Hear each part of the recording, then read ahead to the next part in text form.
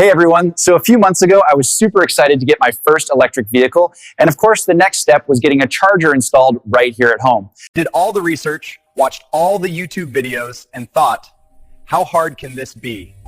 Stuck it.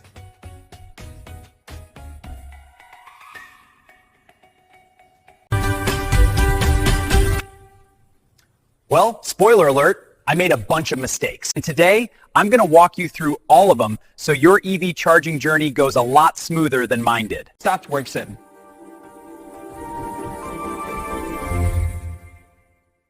Assuming my electrical panel could handle it.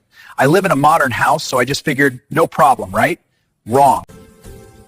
I went straight for a high amp charger without checking my panel's capacity. Watch this.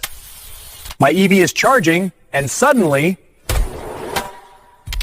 what I should have done first is called a professional electrician for a load calculation. Turns out, I needed a panel upgrade. It cost extra, but it was way better than overloading my system and tripping breakers every time I tried to charge my car. I picked what I thought was a convenient spot for the charger without considering where my car's charging port actually was. I didn't think about my car's charging port at all, and that's how I ended up with a charger on one side of the garage and a car on the other. I think location would be the first thing you consider.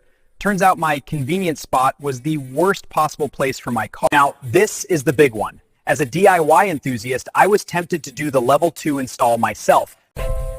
Went with plug-in first. Should have hardwired from the start for a safer, cleaner setup. Went dumb charger first.